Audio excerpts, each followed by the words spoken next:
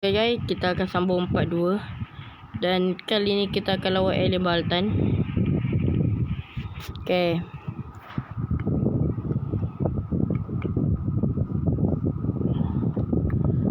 Zofi tak tolong. Biar macam ni. Aduh, Zofi dah lah tak tolong. Kena lawan seorang-seorang lah. Dan nanti saya akan cari cheat yang boleh main 2 orang. Dan jika saya buat cheat 2 orang, jadi adil lah. Macam Zofi pun ikut sekali. Okay, kita akan lawan. Ambil ni Baltan.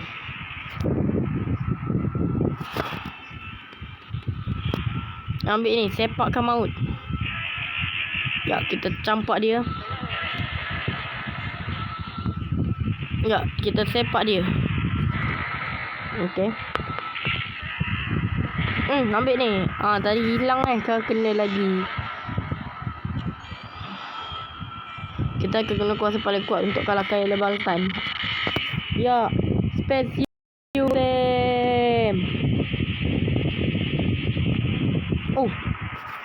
Dia boleh tahan.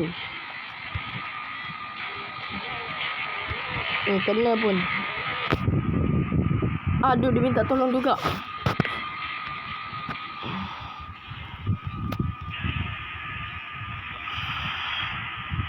Ambil ni. Ambil ni. Ya, ambil ni. Tak dapat lari. Alamak. Aduh. No. Ambil ni. Alien Baltan.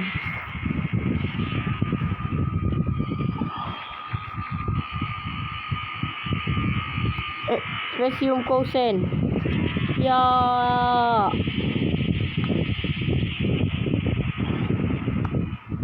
Mati pun.